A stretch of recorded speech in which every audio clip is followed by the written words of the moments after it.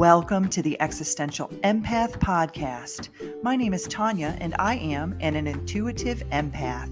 My intention is to share valuable tips, tools, and techniques that I have learned so you can tap into your own inner healer naturally and intuitively. Hey everybody, and welcome back. I hope that you can hear me okay. I'm out here in nature. I'm at this beautiful Spokane River today, and I've had a set of synchronistic events that have happened over the last 3 weeks, and I thought it might be beneficial for me to share my near-death experience story. And so, I've always been a risk taker, and I've had my fair share of skirts with death, so to speak. One time I was in Mexico and I was scuba diving and I had rented some equipment. And when I got down to about 60 feet under, my BC filled up. So your BC is what you wear that holds the air in it. And when I went to tug on it to allow the air to release, it wouldn't release. And so I started to ascend to the surface. And for those of you that scuba dive, you know that's not a great thing because it could give you what's called the bends. Okay, so the instructor that was with me, or the guide that was with me, actually took out his pocket knife and stabbed the back of the BC to allow the air to come out. And so I did not float up to the surface. And then, another time I was traveling in Colorado and I was doing an ATV excursion, and we got all the way up to the top of a mountain near Boulder, Colorado. And at the top of the mountain, a storm came in, a lightning storm. And so the guide was like, we've got to get down or we're going to potentially get struck by lightning. So we were, really hauling it to get down. Well, as we were going down the hill, I had actually hit a tree root and it flipped my ATV, and it actually flipped it on top of me and knocked me unconscious for several minutes. And so, but the story that I'm going to share with you today is a little different because I had a little bit more of a spiritual experience with this particular, what some would call a near-death experience. And it might be a little bit different than some of the other near-death experiencers, but I thought it might be beneficial for me to just share my story today with all of you. So that way you can, maybe you relate, maybe you've had an experience like this too. And so this happened, it was 2 summers ago, probably right around July or August. 2 summers ago, and it was really hot. It gets really hot here in North Idaho in the summer, well above 90s sometimes. And so a lot of people spend time in the lakes. We have so many lakes, rivers, different types of water sources that people will spend time in. And so, I hear something. Okay, guys, I am in prime moose country. So if you see something behind me, let me know. I keep hearing something because the moose like to come down to the river and get a drink because it's kind of warm today. Just to let you know. Not like you can tell me or anything, but if I keep turning around, that's why. So, like I said, this was 2 summers ago, and it was really hot, and it was a day where I didn't have anything planned. And so I had gotten on Facebook, and there was a group on there for people in North Idaho to kind of connect and do things together. And so I had found a group that was going out to do what's known as floating. And so here they do things called floating. It's where you get literally a little float, little raft, and you literally just float down the river. And so I had never done that before. I mean, I lived in Florida for 20 years. I had done tubing, which is where you connect a cord to the back of a boat and it pulls the tube. And I've also done rafting, where you get on there as a group and you ride the rapids. But I had never really done floating before. So I thought, well, this will be fun.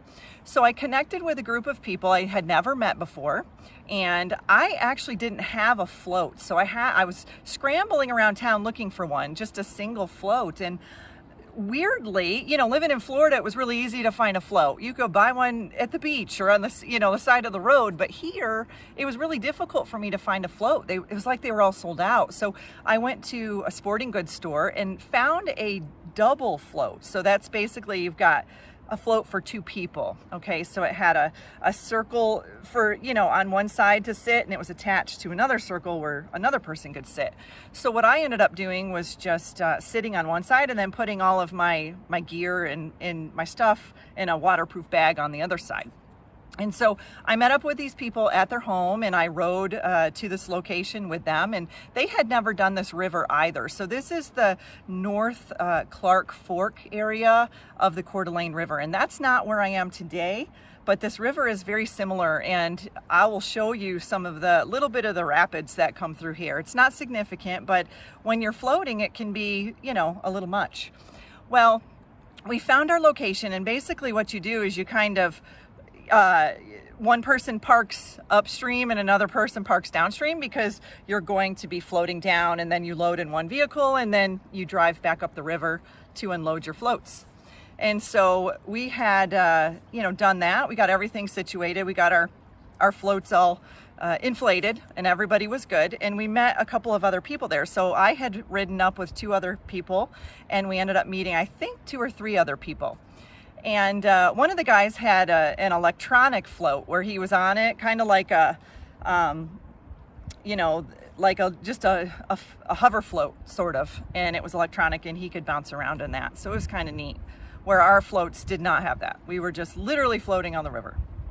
And so, you know, we were having a good time, and we were floating, and the river was very shallow this day. I remember in certain areas I had to actually get up and walk, you know, to move my float, because this time of year it gets very dry here, and we are prone to fires. And so the rivers, that's a prime time to go floating, because there's not a lot of rapids that are happening in this area. And so, you know, as we were floating, we were probably floating for a good, gosh, hour, I would say. We were probably out there for an hour, because I think the whole float lasted about 2 hours from where the one car was parked to the other car.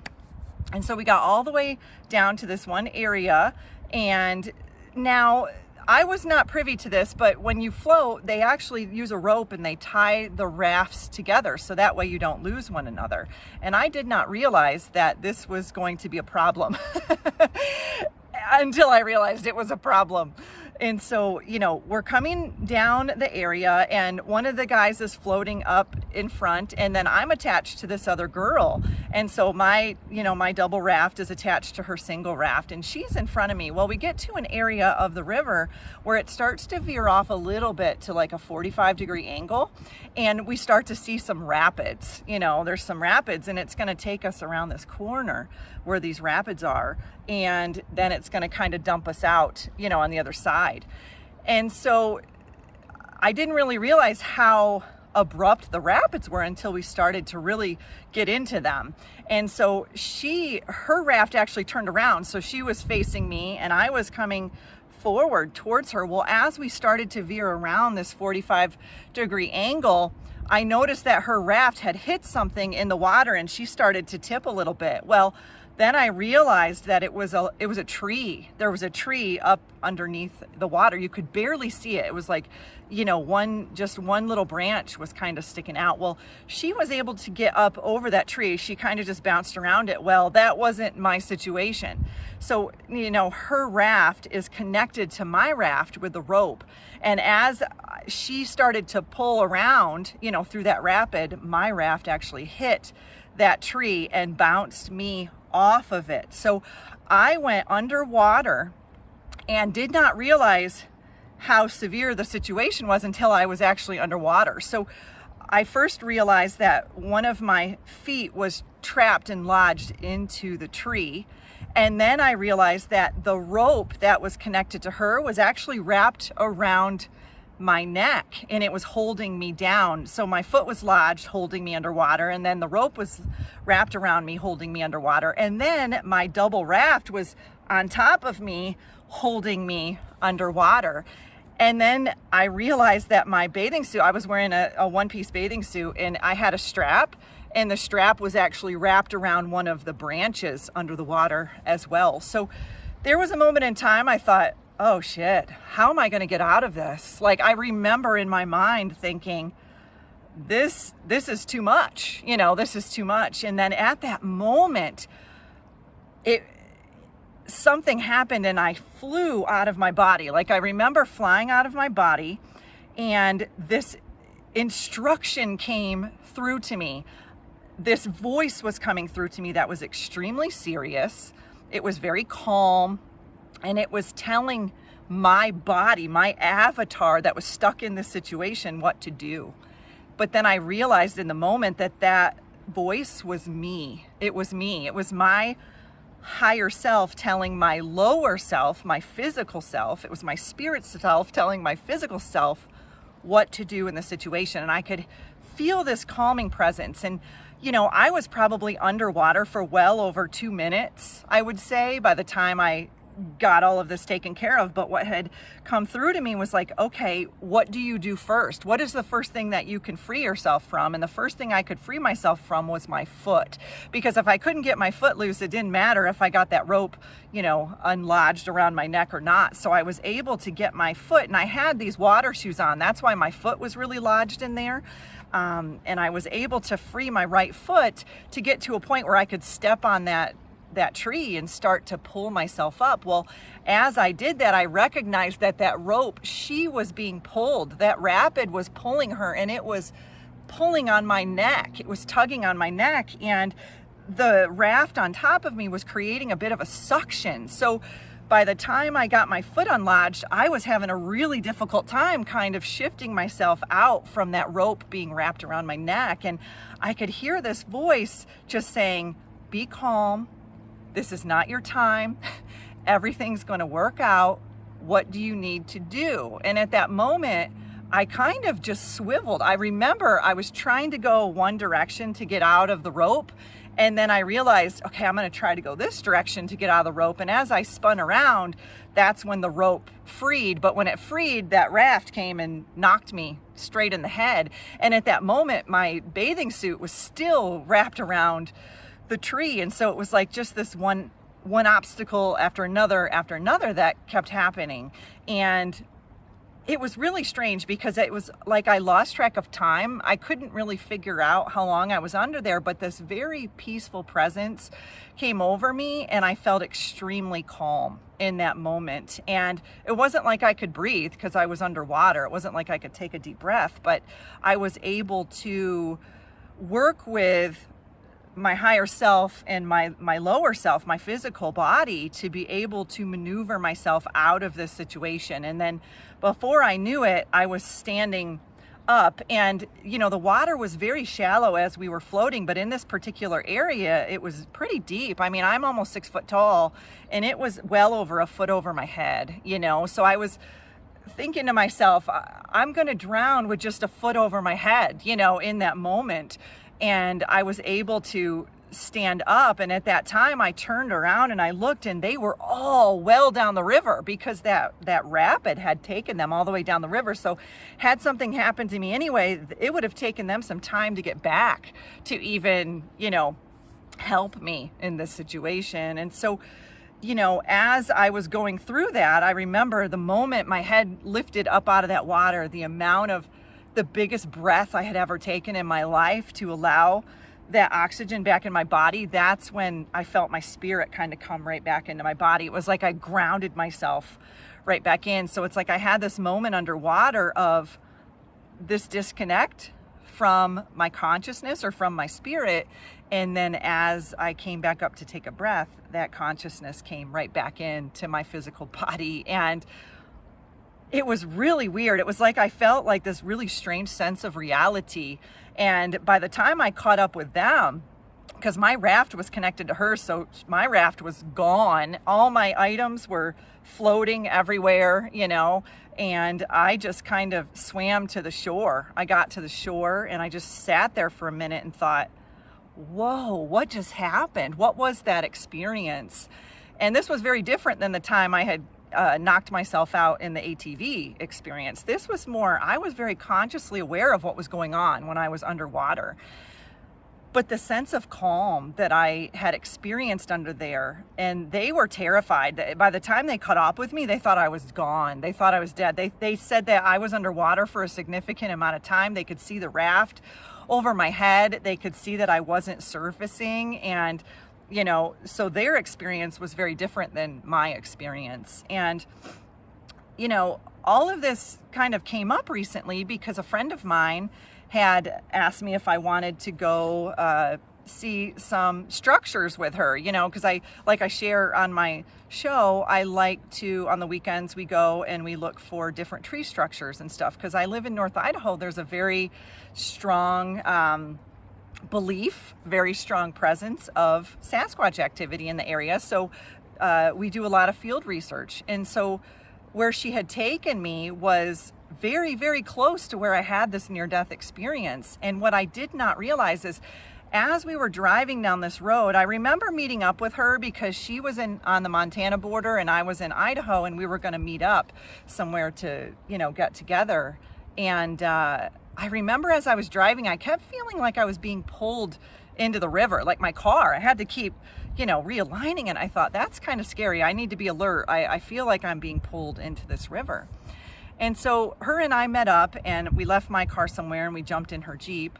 And we drove for a little bit, and she made a comment that I feel like I'm being pulled, towards the river. And I said, it's really strange because I felt the same way. Well, as we're driving, I look to the left and I see this beautiful mountain, but then I see what appeared to be a pyramid. And so this is also something that we're finding in these areas, are these very ancient old pyramid structures. And I've done some shows on these in the past. And so we drove past a little bit, but then we turned around to see if we could get a better view of it. Well, when we did, we pulled off to the side, and I was trying to take a look at it and get a good picture of what appeared to be a pyramid.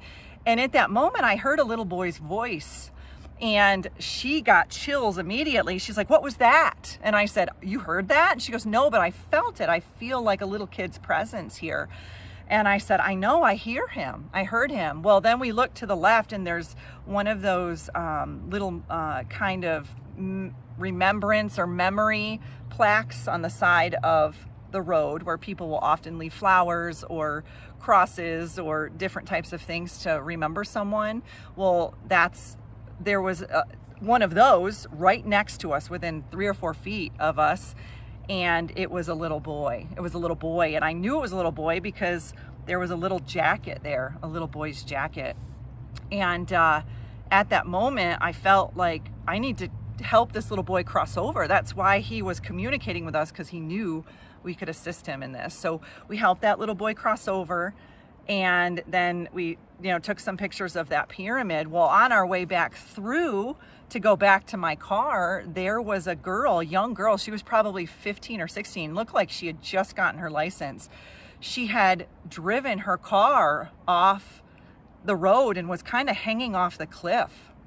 And it was in the same area where the pyramid was. It was in the same area where I was feeling pulled and where my friend was feeling pulled, and also in the same area where my near-death experience was. So it makes me question if there's an area, there's some sort of an energy vortex or a portal or some sort of, energy ley line in that area that is causing a magnetic pull, And I haven't done much research on it, and I haven't been back. That was, I would say, 3 weeks or a month ago that we had that experience, but it sort of guided me to want to share the story with each of you, because this is something that happened to me 2 years ago, but now through synchronicity, I was guided back to that same location. And here I am sharing this story. So it's really strange how these things can happen and how you go through these experiences. And honestly, I think I may have just filed that experience in the back of my mind, because I knew I went through it, but I also hadn't really thought about it in a couple of years. And I remember that night after it happened, I met some friends and we all went out to grab some dinner. And I just sat there and they were like, "You seem weird." And I feel like it was like, I felt like I was in another realm. I felt like I was in another dimension when that whole experience happened. And then I was having a really hard time relating, with others after that. And it wasn't too long after that I was activated in my light language. And I've always had the ability to speak to spirit and speak to the deceased. I worked in that industry for many, many years, had lots of experiences, which I've shared on my show. But after that near-death experience, it's like those intuitive abilities really turned the volume up. And it happened within weeks, weeks after I had that experience. I noticed my clairaudience had kicked in more. I noticed my clairvoyance had kicked in, and just my overall intuitive abilities are much stronger after that. So, I'm not advocating to go out and have a near-death experience. That is definitely not my reality, but it was my reality in that moment.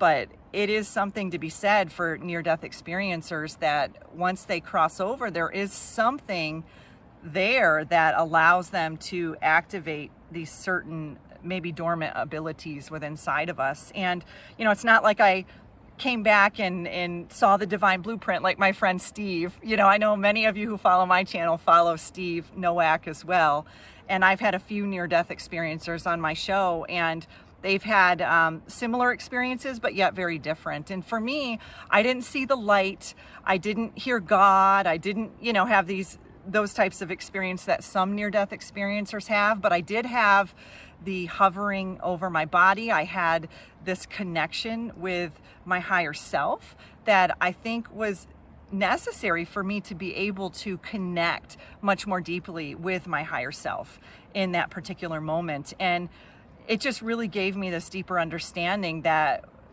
when it's our time, it's our time. And clearly, I've had these experiences where I thought it was my time, but it wasn't. And then I was guided back. I was guided back and said, here, you've got more things you need to do here on planet Earth.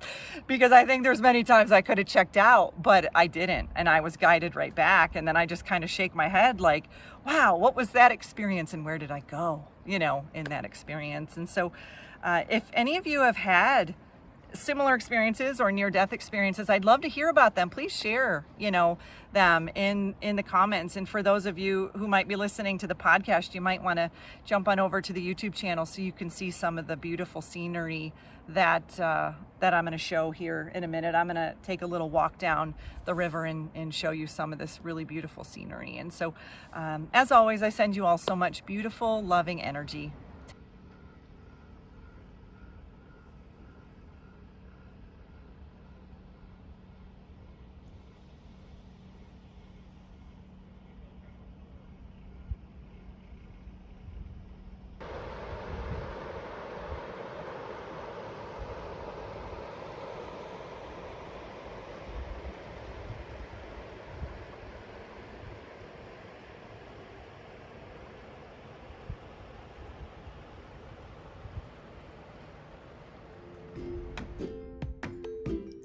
You deserve to navigate your life in alignment with health, happiness, and abundance. To learn more about the services that I provide, including Beyond Quantum Healing Hypnosis, EFT tapping, and the Emotion Code, visit my website at www.theexistentialempath.com.